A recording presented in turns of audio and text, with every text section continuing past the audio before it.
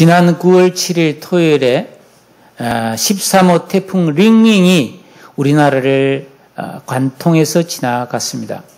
초속 27m, 시속 약 100km에 달하는 그 3등급 정도 되는 중형 태풍이었는데, 오후 3시에 이 인천, 우리 서해안 지방을 지나가는데, 교회에 있는데 갑자기 전화가 왔어요. 1층에 있는 분이. 목사님, 교회 간판이 덜렁거려요. 그런 거였어요. 그래서 우리 교육자들이 막 허겁지겁 옥상에 올라갔는데요. 막 간판이 막 덜렁덜렁덜렁 여기 떨어질 것 같더라고. 그래서 급히 줄을 가지고 묶는데, 제가 좀 가볍지 않습니까? 날아갈 것 같았어요. 예. 이때 날아간다는 말은 좋다는 의미가 아닙니다. 예. 좋은 의미로 날아갈 것 같다는 말이 아니에요. 예.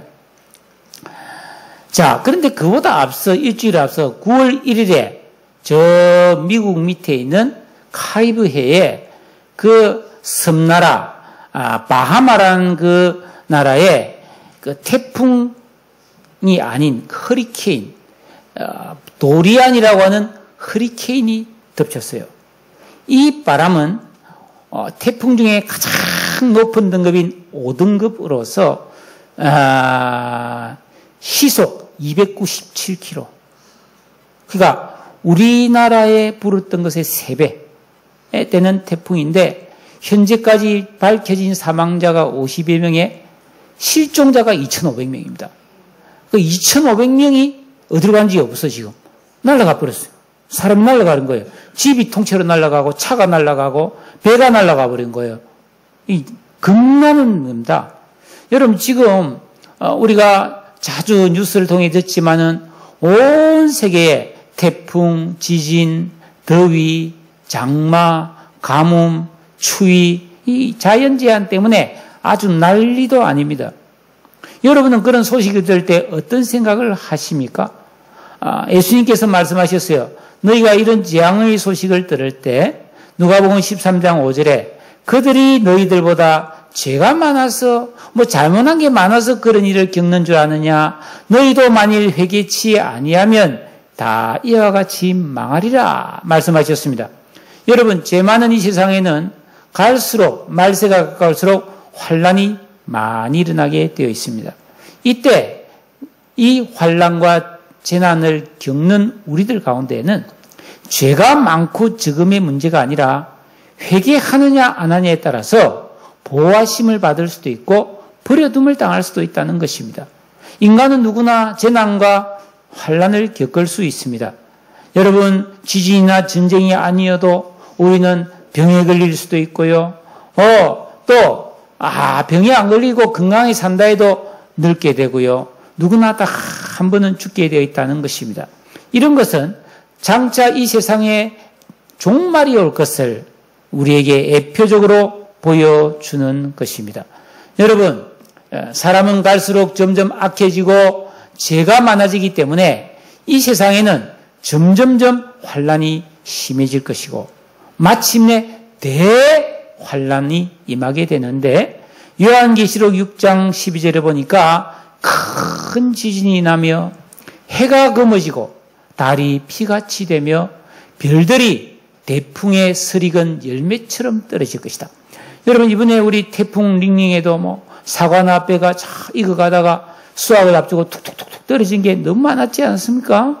그것처럼 별이 그렇게 떨어져서 지구를 때려가지고 지구의 3분의 1이, 바다가 3분의 1이 말라버리고 지구의 3분의 1은 사람이 살 수 없는 불모지로 변하는 그런 재앙이 올 것을 말하고 있고요. 여러 산과 섬이 제자리에 옮겨질 것이다. 저 신천동 가다 보면 저기 소래산이 딱 삼각형 모양으로 뚝 솟아있는데 지각 변동을 해서 소래산이 저 천안이나 평택으로 날아가 버린다는 거예요. 여러분, 이런 끔찍한 재앙이 앞으로 올 수 있다. 온다. 필연적이다. 그러면 여러분, 그때 우리가 어디로 피할 수 있습니까? 이 세상에는 피할 곳이 없습니다. 어느 교회 집사님 한 분은 한국에서 자꾸 북한이 미사일을 쏘고 핵실험을 하고 한국은 도저히 불안해서 살 수 없다. 가산을 정리해서 미국으로 투자 이민을 갔어요. 거기서 슈퍼마켓을 경영하며 자식들 공부를 시키다가 그만 강도가 들어서 총에 맞아 죽어버렸습니다. 여러분, 지금 미국은요, 연평균 총기 사고로 인해서 죽는 사람이 32,000명입니다. 여러분, 매일 85명이 총에 맞아 죽어요. 여러분, 참, 세계에서 가장 강하고 잘 사는 나라에 참 그런 일이 벌어지고 있고요. 해가 지면 밖에 못 돌아다닙니다. 어두우면 다 들어가야 돼요.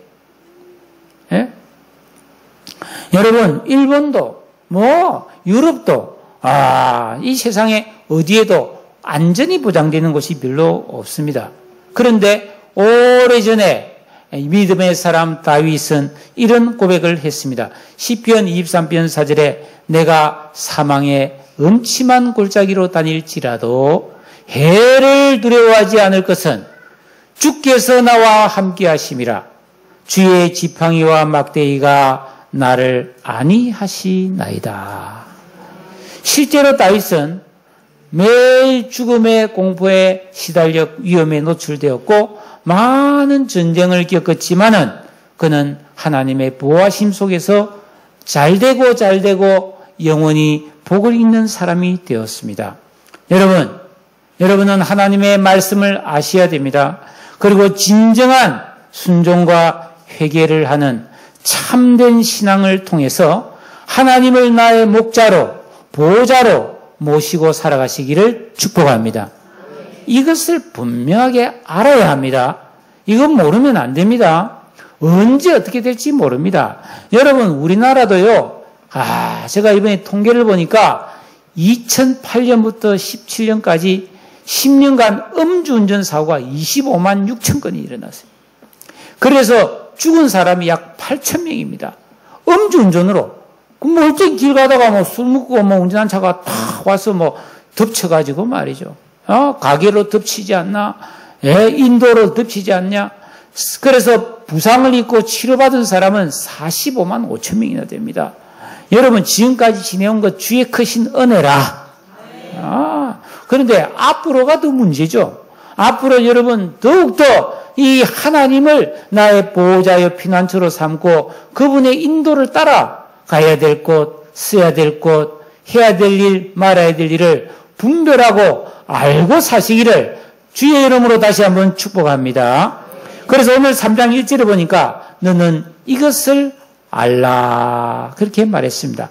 여러분, 사람이 무엇을 알려면 지식을 가져야 되잖아요. 저절로 알아지는 게 있습니까? 여러분, 이 세상에서 잘 살려면 배우고 알아야 될 것이 너무 많아요. 여러분, 이 세상 지식은 학교에서, 학원에서 또는 또 선생님이나 어른을 통해서 배울 수 있고 책을 읽어서 배울 수도 있고 또 스스로 수많은 시행착오를 겪으면서 배우게 되는데 이런 지식들은 오감, 보고 듣고 맛보고 만져보고 느낌을 통해서 촉감을 통해서 배우게 되죠. 근데 이 성경이 말하는 여기서 알아라 하는 것은 그런 오감을 통해서 배우는 것이 아닙니다. 이것은 깨달음을 통해서 아는 겁니다. 예수 믿고 구원받아서 거듭나고 중생한 하나님의 백성들이 하나님께서 우리를 위해서 크고 비밀한 것을 가르쳐주기 위해서 기도하라 하셨고 또한 우리에게 이 66권 성경 말씀을 주셨지 않습니까? 우리는 이 말씀을 다 배우고 순종하는 삶을 살아야 되는데 특히 이 말씀을 요약해서 만든 엑기스가 십계명 아닙니까? 그러니까 이 계명 중심의 말씀을 순종하고 회개하고 또 이렇게 기도하란 말, 우리 주기도문의 기도를 계속 반복되풀이하는 이런 영적 생활을 통해서 우리 안에 있던 어둠, 우리 마음을 어둡게 하고 우리의 판단과 지각을 깜깜하게 만드는 그런 악한 죄된 생각들, 지각들, 인격들, 이성들, 감성들, 이런 것, 즉 땅으로 치면 딱딱한 굳은 땅, 돌, 가시를 걷어내라는 겁니다. 그랬을 때 우리 마음이 환하게 밝아져서 양심이 청결해지고 그리고 올바른 분별력이 생기게 되는데 이런 상태가 되었을 때에 우리가 정말 알아야 될 하나님의 진리의 법칙을 알게 되고 이 세상을 살아가는 순리를 깨닫게 됨으로써 우리는 올바르게 살아갈 수 있다라고 말씀하는 겁니다. 여러분, 이 깨달음, 이 참 지식을 여러분이 꼭 습득하시고 체득하셔서 정말 이 땅에서 정말 하나님 뜻대로 올바르게 살아감으로 하나님이 약속하신 모든 은혜와 복과 평강을 누리시기를 축복합니다. 그런데 실상은 어떻습니까? 이 세상을 살아가는 많은 사람들이 평생을 살면서 몰라도 되는, 알아도 상관없지만 몰라도 되는 그런 도움이 별로 안 되는 허탄한 지식을 배우느라고 세상을 허비합니다. 어떤 운동선수가 어땠다. 축구선수, 유명한 야구선수, 유명한 연예인이 어땠다. 그런 거. 그거 알아도 괜찮지만은 몰라도 전혀 문제가 안 되지 않습니까? 예. 여러분, 이 본 성경을 기록하는 사도 바울은 전도를 많이 한 사람이 사실은 아니에요. 이 사도 바울은 기도를 많이 했고 철저히 말씀의 사람이었던 영적인 대거장이었습니다. 그래서 이 사도 바울은 그 깊은 기도와 말씀의 깨달음 속에서 마음이 환하게 밝아진 사람이었어요. 그래서 하나님께서 보여주시는 영적 세계가 밝히 보여졌거든요. 그래서 그 영감 속에서 지금부터 2000년 전 사람인데 1000년, 2000년 그 이후의 시대까지 훤하게 바라보았던 사람이라는 겁니다. 저는 성경을 읽으면서 참 신기한 것이 이 창세기를 모세가 기록했는데 이 모세는 아담부터 한참 뒤에 출애굽 시대의 사람이 아닙니까? 그러니까 1000년도 후의 사람인데도 어떻게 창세기를 기록했겠어요? 에덴 동산에 아담과 하와가 있었고 어떻게 아담을 잠들 때 갈비뼈를 꺼내서 하와를 만들고 뱀이 나타나서 호호호호 이거 먹어라 하면서 한 거 어떻게 알았겠어요? 모세는 밝아진 그런 영감 속에서 하나님께서 시공을 초월해서 창세기의 에덴 동산을 훤히 보여주신 거예요. 왜? 모세는 훤히 본 것입니다. 보고 기록한 것입니다. 상상으로 기록한 게 아닙니다. 받아쓰기로 기록한 것이 아니라는 겁니다. 놀라운 일이죠. 이 사도 바울이 그 하나님이 보여주시는 영감 속에서 이 말세 20세기, 21세기 앞으로의 세계를 쭉 영적으로 보니까 이 세월이 흐를수록 점점점 세상에 인간 고통이 많아진다는 것을 알게 된 거예요. 그래서 사도 바울은 여러분은 이것을 아셔야 됩니다. 말세에 고통하는 일이 많아질 것입니다.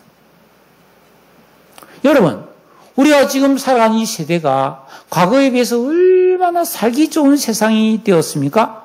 겉으로 보면 이번 명절에도 사과도 있고 배도 있고 과일도 있고 밥도 있고 고기도 있고 먹을 것이 얼마나 풍족한지 사람들은 집에 먹을 걸 사놓고 또 외식 다니더라고. 집에 있는 거 계속 먹으니까 그렇다 좀 산박한 거 없나 이러면서 외식을 다니는 시대란 말이에요. 예? 그리고 몸이 아프면 월요새만 해도 외과, 내과, 가정의학과, 치과 온갖 이비인후과 다 있잖아요. 푼돈 몇천 원만 내면은 그렇게 어렵게 공부한 의사들 앞에 탁 가면은 의사가 어이구 어서 오세요. 어디가 아프십니까? 하면서 치료해 주잖아요. 너무 좋은 시대죠. 무슨 일이 있으면 119 전화하면 삥용 하면서 와가지고 탁 무료로 병원까지 데려다 주죠. 예? 너무나 좋은 시대를 살고 있어요. 예. 그런데 문제는 현대인들에게 참 평안과 참 행복이 없다는 거예요. 나는 참 행복한데요. 다행입니다, 그런 사람. 예. 그런데 이 세상에는 재난과 사고와 병마에 시달리는 사람이 많고 미세먼지, 더위와 추위, 먹을 거는 많은데 안심하고 먹을 게 별로 없어. 뭐 소문에 소래포구에 나오는 해산물의 거의 80%가 일본 후쿠시마산이다. 뭐 진짜인지는 모르겠지만은 부산항에는 하루에 뭐 수백 대의 일본 그 수산물을 실은 트럭이 들어와서 뭐 전국을 돌고 있다. 그럼 이미 보도에 난 거 아닙니까? 그뿐입니까? 각종 스트레스와 정신적 혼잡으로 뭘 많이 가진 것 같은데 두려움과 고통을 많이 겪는 미래에 대해서 불확실한 그런 참 행복이 없는 삶을 살고 있는 게 현실이라는 겁니다. 제가 어릴 때만 해도 봄, 여름, 가을, 겨울이 뚜렷했습니다. 질서정연했습니다. 아침에 이른 아침 해가 뜨면은 다 일어나라 그러면은 뭐 온 가족이 왜 방이 뭐 한 2개밖에 없고 가족은 막 10명이 이래 되니까 뭐 안 일어날 수가 없어요. 일어나서 이불 개고 막 청소하고 막 닦고 뭐 상 펴가지고 온 가족이 둘러앉아서 막 같이 밥 먹고 출근하고 학교 가고 뭐 그래서 하루 종일 각자 일하다가 저녁 되면 다 모여. 그래서 뭐 주말엔 당연히 모여 앉아서 온 가족이 밥을 먹고 혹시 늦게 온 사람 있으면 구들목에 다 밥그릇 덮어서 따뜻하게 보관해 놨다가 거기 다시 밥 먹으면 또 먹고 싶어서 한 숟가락 얻어먹고 말이죠. 또 과자라도 좀 사오면 월급날에 막 다 모여 앉아서 막 뽀시락뽀시락 과자 먹어가면서 달을 보고 별을 보고 꽃을 보고 사랑한 사람과 오손도손 티격태격 그러면서 기도하고 찬송 부르고 주일 기다리면서 그렇게 살았단 말이죠. 그런데 이런 소박하고 담백한 평범한 행복을 많이 잃어버렸어요. 각자 뭐 자기 방에서 핸드폰 한다고 뭐 더 본 척도 안 하고 말이죠. 왜일까? 왜 풍족한데 소소한 행복들은 없는 걸까? 이유는 딱 하나입니다. 하나님의 창조 질서, 하나님이 다스리시고 역사하시는 영적인 법인 이 정법에서 사람들이 벗어나 죄된 삶을 살아가고 있기 때문입니다. 예수를 믿고 구원받은 성도들조차도 말씀 순종과 기도라는 영적 생활을 등한히 하고 이 말세에 타락한 이 세상을 본받아 사느라고 하나님의 복에서 멀리 떠나 있는 경우가 많습니다. 먹는 거, 노는 거, 세상 재미와 자기 일에 바빠서 복의 통로인 하나님을 떠났다는 겁니다. 주님의 왕되심을 모르고 하나님이 다스리시는 영적 질서를 벗어났으므로 날이 갈수록 이상하게 고통이 많아지는 거예요. 두려움이 깊어지는 거예요.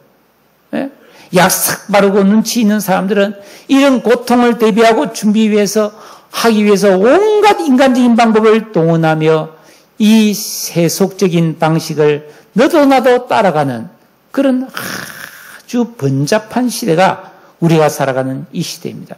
그래서 사도 바울은 이 말세가 되면은 고통이 심해지다 보니까 사람들이 전부 보호 본능이 생긴 거예요. 자기를 위해서 어떻게 하면 내가 이 시대를 잘 살아낼 수 있을까? 이렇게 하다가 전부 다 이상하게 살아가는데 첫째가 뭐예요? 2절에 보면 사람들이 자기를 사랑하며 극도로 개인의 행복을 추구하는 시대가 된다는 겁니다. 점점. 옛날에는 그냥 더불어 사는 것이 좋았고 뭐 마을사람, 이웃사람과 다 지내는데 요즘 뭐 다 문 꼭꼭 걸어 잠그고 비밀번호 채워놓고 살잖아요.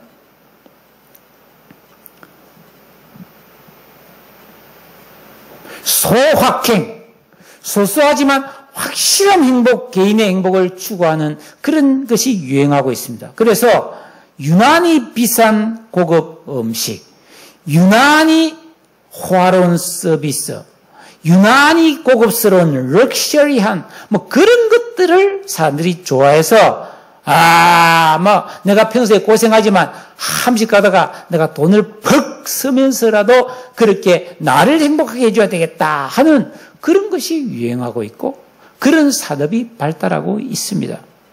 여러분, 이거 좋은 인생이 아닙니다. 잘못된 인생입니다. 여러분, 내 인생의 주인은 하나님이 되셔서 내가 주인 되시고 왕 되신 하나님을 사랑하고 그 하나님을 숨기는 삶을 살아야 되는데 사람마다 다 자기를 숨기는 거예요. 그래서 나한테 유익하면 선이요, 나한테 불리하고 기분이 안 좋으면 악으로 판단합니다. 여러분, 이런 삶을 살면은 아무리 풍족하고 내가 나한테 좋은 것을 많이 해줘도 고통은 점점 많아진다는 겁니다. 왜? 순리에서 벗어났으니까. 응? 인생의 진정한 기쁨, 참된 행복감을 맛보지 못한 채 욕심과 사욕과 정욕을 따르며 산다라는 것입니다. 네. 이거 웬일입니까, 여러분? 네? 자, 여러분, 인간 불행의 뿌리가 어디에 있습니까? 에덴 동산에서 아담과 하와가 선악을 알게 하는 나무 열매를 먹지 말아야 했는데 따먹음으로써 모든 인간의 불행과 죄가 이 땅에 오지 않았습니까? 그러면 그 죄의 본질이 뭡니까? 원래 선악은 하나님만이 결정하는 겁니다.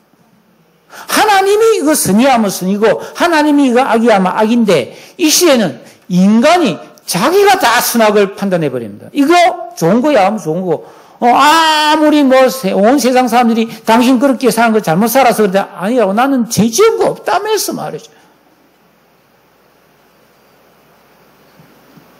여러분, 이 죄악을 버리지 않으면은 평생을 고통이 더해지는 삶을 살 수밖에 없고 고통으로 인생을 마칠 수밖에 없고 죽어서도 영원히 고통할 수밖에 없습니다. 근데 본인은 모르죠, 이 사실을.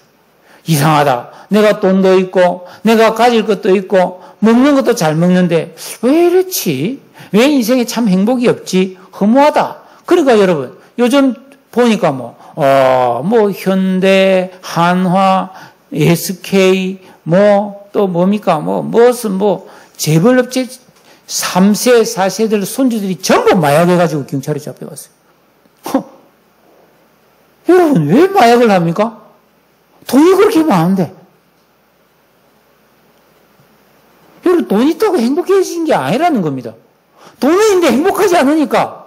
돈은 있지. 그러니까 마약을 사서 먹어서 해롱 이런 거리죠. 약 기운에 취했다가 약 깨면 더 공허하고 더 비참하고 더 외롭거든요. 그러니까 이번에 재벌에서 손주는 아예 여행 들어오면서 가방에다가 마약을 넣고 들어오다가 경찰에 체포되지 않았습니까? 정신이 없는 거지. 제정신이 아닌 거지. 왜요? 왜 이런 일이 생깁니까? 여러분, 하나님의 뜻, 하나님의 말씀의 초보를 모르기 때문에.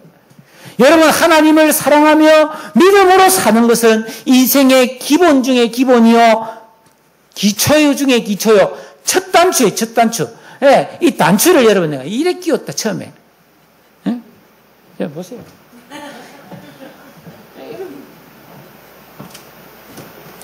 그 다음에 단추를 끼우면 다 엉터리인 거지요? 악순환이야, 악순환.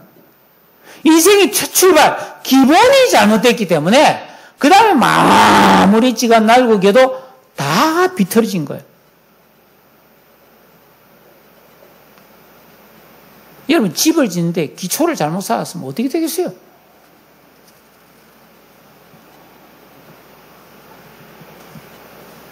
자기를 사랑하는 거, 그래서 나를 위해서 막 온갖 좋은 거를 다 해주는 거, 그러면서 하나님 섬기기를 등한히 하고 이웃을 사랑하지 않는 거, 인생에 고생을 더할 각오를 해야 됩니다. 갈수록 고통이 많아지게 되어 있습니다. 다른 사람을 불행하게 합니다. 두 번째로는 말세가 되면 사람들은 돈을 사랑한다.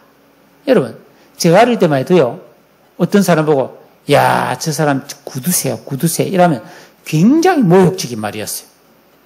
우리 친척 중에 난 그 사람이 어떤 친척인지 모르겠는데 우리 아버님이 명절 때마다 나 데리고 가서 세배도 하게 하고 항상 좋은 거 있으면 보내드리는데 그 부르기를 구두쇠 아저씨라고 부르더라고. 그도 그럴 것이 제가 초등학생 내내 추석 설날에 가서 계속 세배도 하고 있을 때 한 번도 내가 용돈을 받은 적이 없어요. 그 구두쇠 영감이라고 부르더라고. 근데 지금은 그런 말은 잘 거의 안 쓰는 것 같아요. 야, 저 사람 구두쇠다. 이런 말을 별로 안 쓰는 것 같아요. 여러분, 말세가 되면은 사람들은요,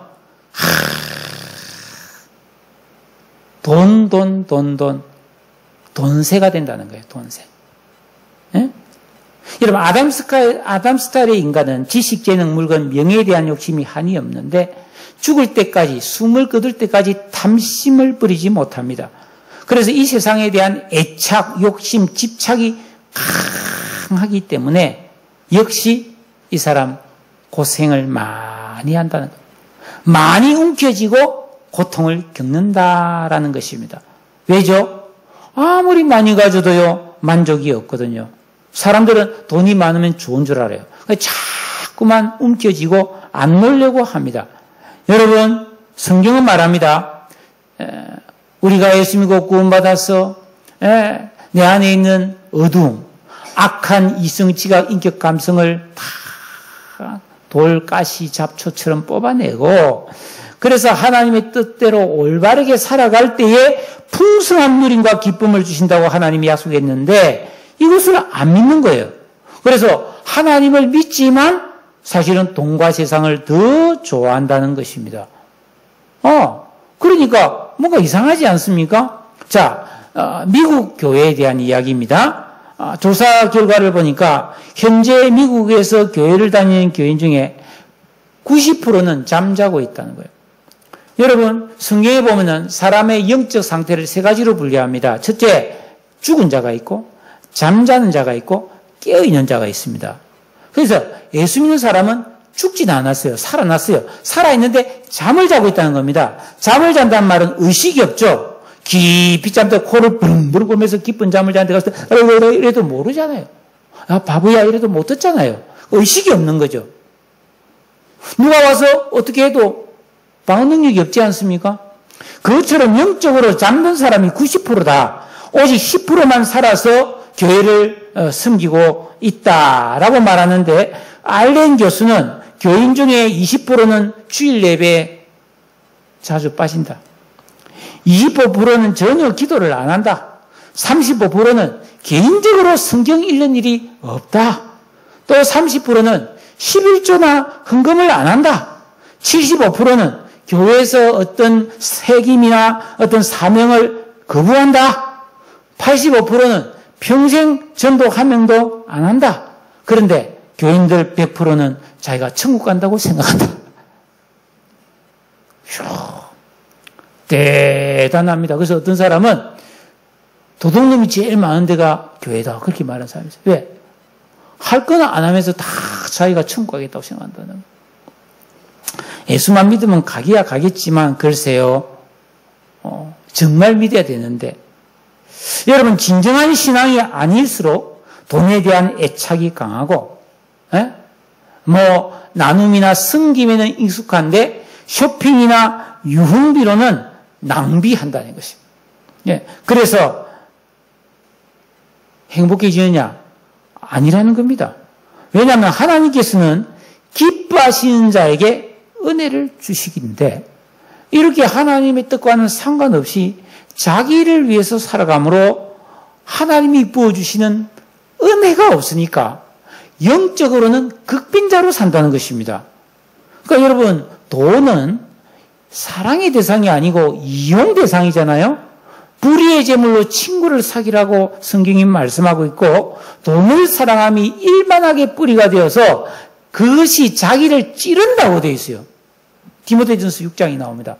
그 돈을 사랑하는 일이 자기를 찌른다고 되어 있어요. 이게 하나님의 말씀입니다.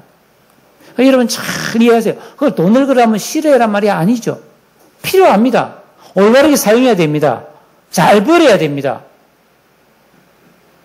그러니까 여러분, 이걸 알아라는 겁니다. 이걸 못 깨달으면 안 된다는 거예요. 근데 이거는 들어서 아는 것도 아니고 체득해야 되는 거예요. 깨달아야 되는 거예요. 하나님의 말씀과 영감 속에서 올바른 그런 영감의 지식이 되어야 이걸 알고 살 수 있다는 겁니다. 또 세 번째로는 자랑하며 그랬어요. 이 헬라어 알라조네스라는 이 자랑이란 말은 효과 없는 약을 과대 선전하는 것을 말해요. 이 약으로 말할 것 같으면 뭐에도 좋고 뭐에도 좋고 만병통치다. 이 약만 먹으면 낫는다고 그렇게 말하는 걸 이게 자랑이라는 겁니다. 겉으로는 자기를 드러내기 위해서 열심히 자기를 가꾸고 치장합니다. 좋은 거 있고 좋은 거 가지고 온갖 좋은 거로 자기를 가꾸는 것이고, 그래서 다른 사람 볼 때 당신 상당히 괜찮소, 멋있소, 이런 거를 좋아하는 게 자랑이고, 내면적으로는 지나친 자부심이나 교만을 말하고 있다는 거예요. 이런 사람일수록 말이 많다는 거죠. 여러분, 자신의 영적 실상이 얼마나 초라한 줄은 모르고 허탄한 것을 자랑하는 것이죠. 예를 들어서 외모나 자기가 가진 돈의 양이나 옷, 집, 자식, 손자, 세상 것을 자랑한다는 것입니다. 이것을 안개나 거품을 자랑하는 것과 같은 것이죠. 여러분, 깨어있는 신앙이 아니면은 참 지식이 없으므로 이런 헛된 것을 자랑한다. 제가 누구라고 말은 하지 않겠지만, 제가 아는 선배 목사가 있어요.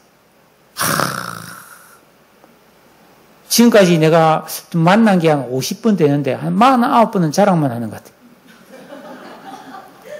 같아요. 나이가 많은 분이니까 가만 들으면 줍니다. 근데 똑같은 자랑이 맨날. 우리 아들이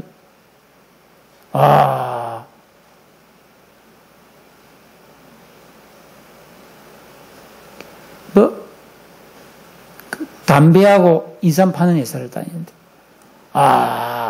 담배 영업부인데 일을 너무 잘한다고. 어마어마한 연봉을 받고 있다고. 며느리도 같은 회사 다니고 있다고. 그럼 그래서 이 옷이 어떻고, 이 안경이 어떻고, 나 이해가 안 돼. 그분은 성경 100번 읽은 사람이라던데.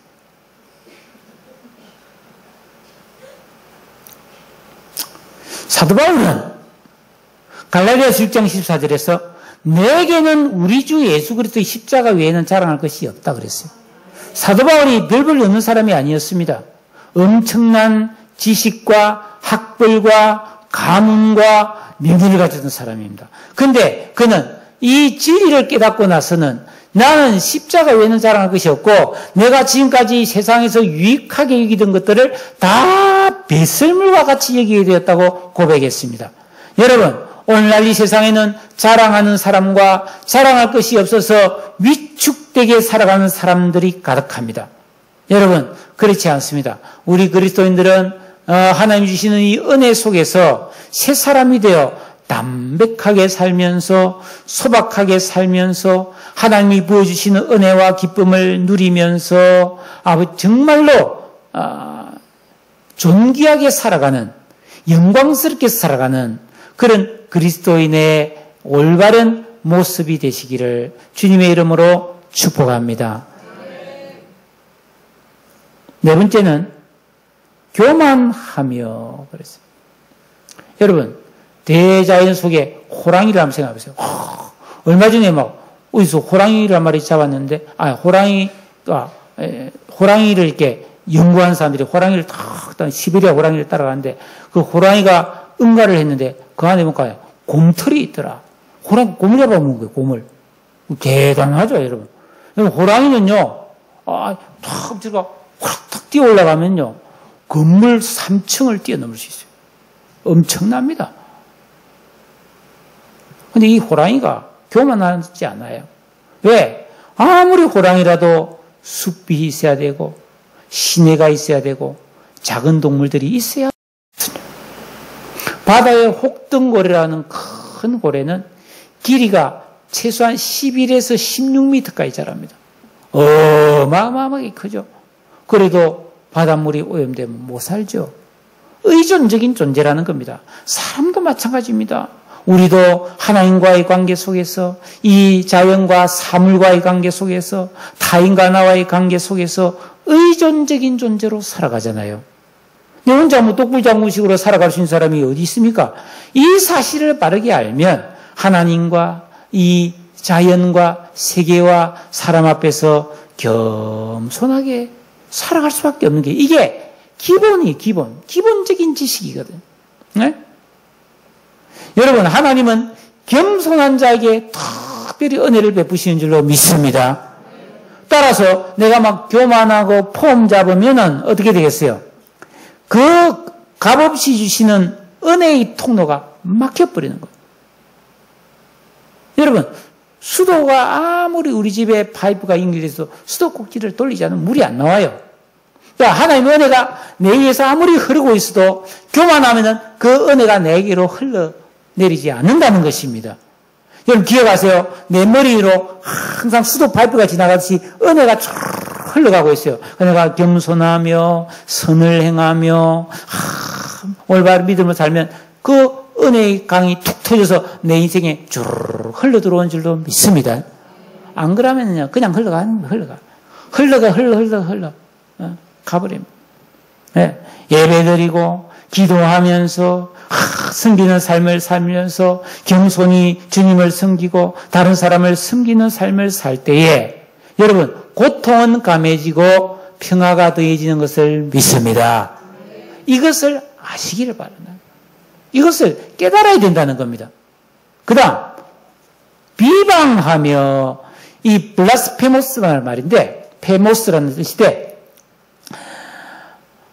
이게 뭐냐면 예를 들어 명절에 바빠가지고 막 전을 붙이고 막 명절 준비를 하고 막 열심히 어른들이 일하고 있는데 막 애들이 조용히 자기 놀면 되는데 막 왔다 갔다 뛰돌면서 막 와서 어떡하다고 와장창 부수면서 막 엄마 형이 때려 뭐 와장창 막 치고받고 싸우면 부모님 뭐라고 했어요? 제발 좀 바쁜데 너희들 좀 조용히 좀 가만 좀 도와주라고 그러잖아요. 방해만 좀 안 있으면 좋겠는데 도와주지는 않아도 되는데 방해만 안 있으면 좋겠다 그런 경우가 있잖아요. 그와 마찬가지로 우리가 여러분 이 세상을 살아갈 때에 올바른 믿음으로 살지 않고 살아가는 말과 행동은 하나님의 선하신 뜻을 회방하고 가로막는 역할을 하는 거라는 거예요.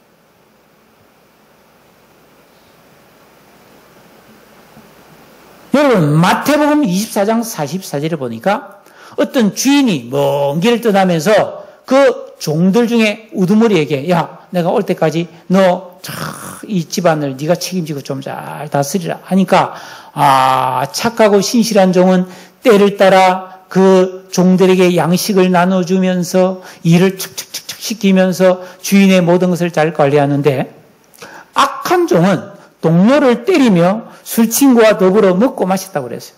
주인이 돌아와서 그 착한 종에게는 잘했다고 칭찬하고 상을 주겠지만은 그런 악한 종에는 엄히 때리고 형벌에 처한다는 거예요.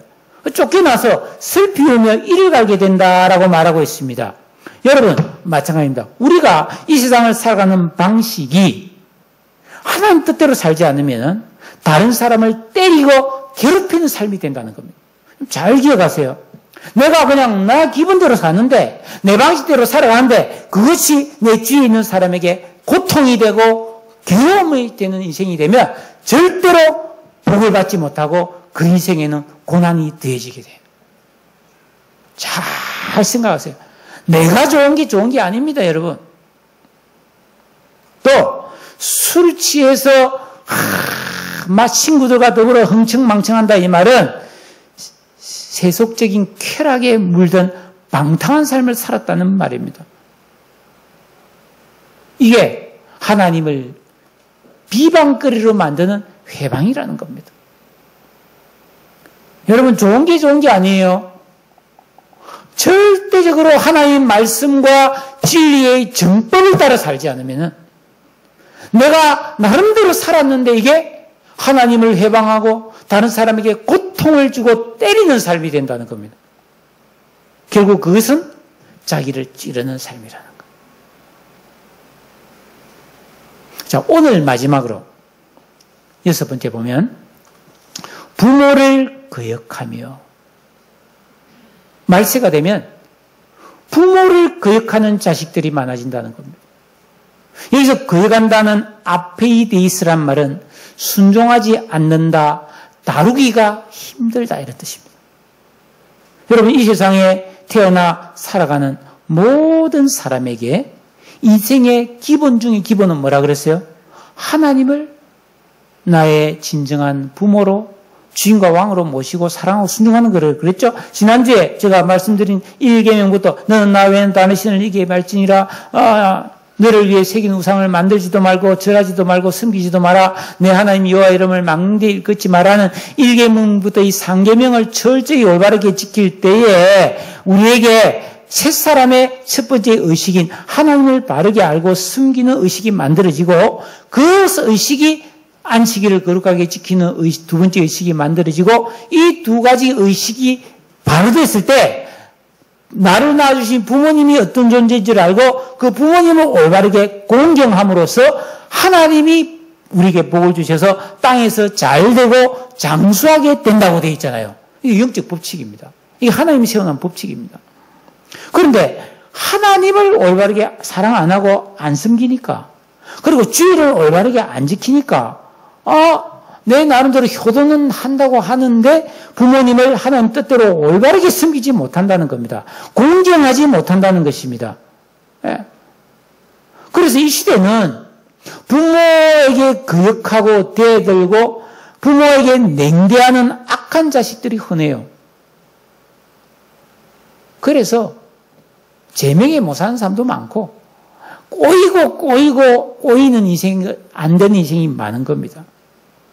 왜냐하면 하나님이 운행하시는 순리를 벗어났기 때문에. 그 아무리 자기는 잘났고 똑똑하고 성공해도 복이 없는 거예요.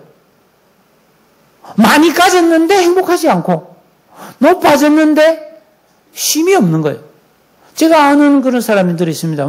여러분, 국회의원이나 아니면 좀 회사의 사장이나 재벌이나 대통령 말할 것도 없고 죽도록 바쁩니다. 얼마나 바쁜지 몰라요. 초 단위, 분 단위로 시간을 정해놓고 산다고요.